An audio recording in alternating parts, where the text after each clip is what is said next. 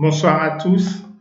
Toujours dans notre cours sur la méthodologie Six Sigma DMAIC, après avoir vu la phase définir, pendant laquelle nous avions trois livrables majeurs qui sont la définition du processus macro, que nous avons appelé le SIPOC, la voix du client et l'élaboration de la charte projet. Nous avons vu la phase mesure avec la définition détaillée du processus que nous étudions.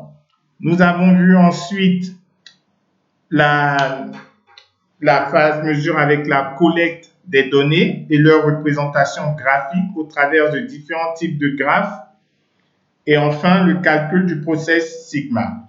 Dans la phase analyse, nous avons fait la recherche des causes et notamment la recherche des causes racines et la vérification de ces causes-là. Une fois ces causes identifiées, ce soir, nous allons travailler sur la phase d'amélioration. La phase d'amélioration va consister en trois modules majeurs.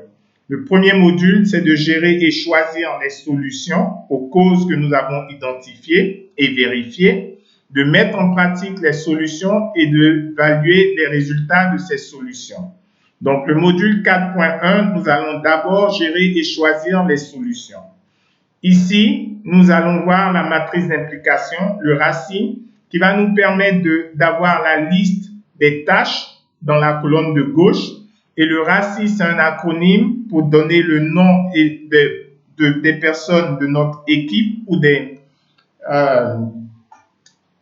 personnes qui sont impliquées dans notre projet, le nom des responsables, le nom des acteurs, le nom des personnes à consulter ou le nom des personnes à informer en fonction de chacune des tâches à accomplir lors de cette phase de mise en œuvre des solutions. Allons-y avec la génération d'abord des idées de solutions. Nous allons procéder par brainstorming. Ce brainstorming ne va pas se faire n'importe comment. Ici, nous avons détaillé une manière de procéder afin d'avoir un bon brainstorming avec des résultats efficaces par la suite. Nous allons utiliser des techniques de créativité pour améliorer les idées qui seront énoncées lors de ce brainstorming-là.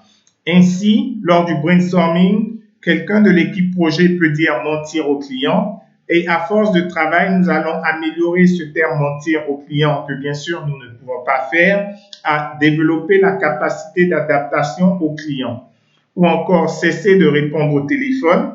Et on le voit très bien sur certains centres d'appel, notamment avec la CIE, où l'idée peut être de cesser de répondre au téléphone, mais dans la pratique, il faut éduquer les clients pour recevoir moins d'appels. Et cela peut se transformer en un message dans le SVI, où, comme je le dis, l'exemple de la CIE est très palpable là-dessus. Ils nous disent, par exemple, si vous appelez de la zone de Cocody, sachez que nous sommes informés du dérangement qui s'y produit. Nos équipes y travaillent. Ainsi, le client qui vient d'écouter ce message ne nécessairement va pas vouloir parler à un conseiller, mais saura que le dérangement sera relevé dans les minutes ou dans les heures qui viennent. Voilà un moyen de cesser de répondre au téléphone, plutôt en éduquant les clients pour recevoir moins d'appels. Donc, voilà pour le brainstorming. Une fois que ce brainstorming a été constitué, il faut déterminer des critères pour sélectionner les meilleures solutions qui ont été proposées lors du brainstorming. Une fois que les critères de sélection ont été déterminés, il faut également pondérer ces critères en fonction des réalités de notre entreprise pour pouvoir mieux évaluer ces solutions et en sélectionner les meilleures. Ici, un exemple de matrice de sélection qui vous est proposée. Nous avons également la matrice de PERC, qui est également une matrice de sélection des meilleures solutions qui ont été proposées lors du brainstorming. Cela va nous permettre de hiérarchiser nos solutions et de sélectionner les meilleures. Une fois que nous avons sélectionné les meilleures solutions, nous allons commencer à les mettre en œuvre. Pour cela, il est important de faire un pilote.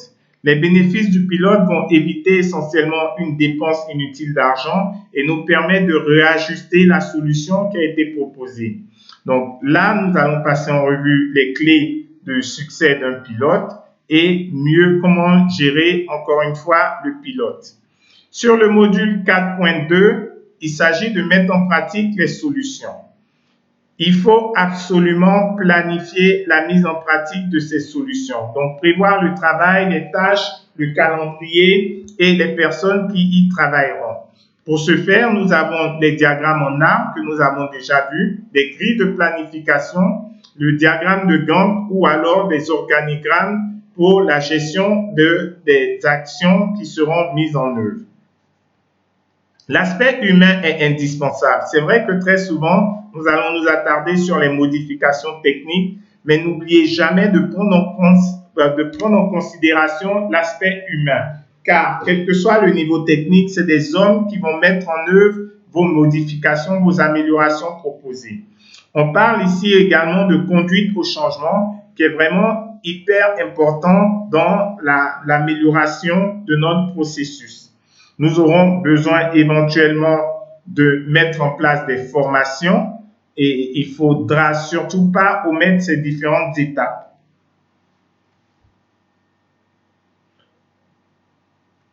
Nous sommes, si nous voulons faire une comparaison avec la roue de Deming, nous sommes à l'étape du check de la vérification.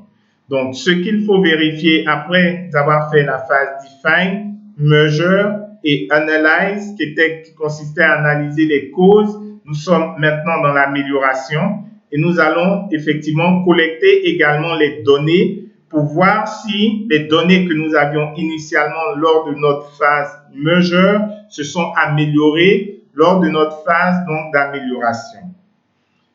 La mise en pratique des solutions ne peut se faire sans une analyse des risques. Pour ce faire, nous allons utiliser l'outil AMDEC ou FMEA.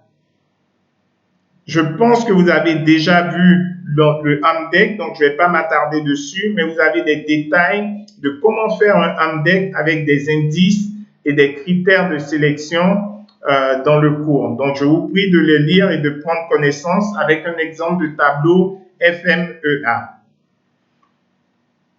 Une fois l'analyse des risques effectuée, nous allons mettre en pratique les solutions qui ont été sélectionnées. La mise en pratique des solutions va se faire au travers du module 4.3, à la suite de la mise en pratique des solutions, avec notamment un plan d'action, un PDA. Nous allons arriver à l'évaluation des résultats.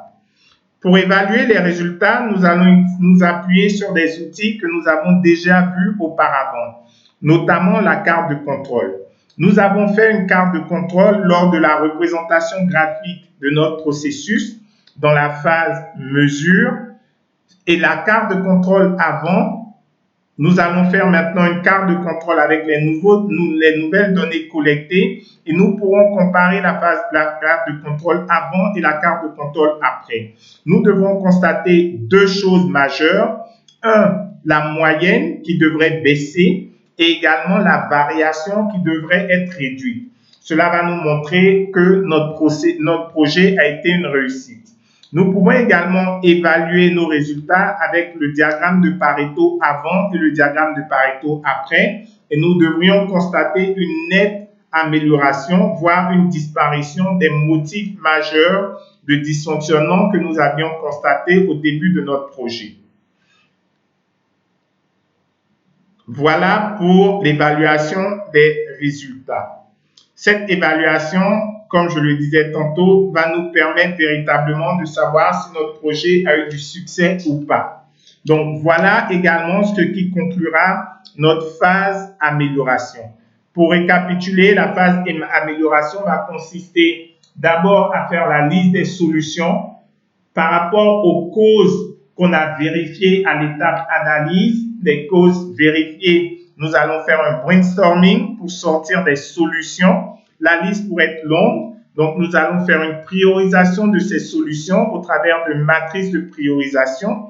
Une fois cette priorisation effective, nous allons regarder ces solutions à travers la matrice de risque, la cartographie des risques. Le FMEA va nous permettre donc de faire cette évaluation des risques et proposer des moyens pour contenir les risques éventuels que nous aurons sélectionnés. Enfin, nous allons faire une mise en œuvre de ces actions, d'abord en lançant un pilote et après à la grandeur de l'entreprise. Une fois ce plan d'action mis en œuvre, nous allons évaluer les résultats à partir des outils que nous avions déjà utilisés lors de la phase mesure, notamment la carte de contrôle ou le diagramme de Pareto. Ainsi, cette évaluation devrait nous permettre de constater une nette amélioration de notre processus. Voilà pour la phase donc amélioration que nous nous étions promis de parcourir ce soir. Je reste disponible pour vos questions. Merci.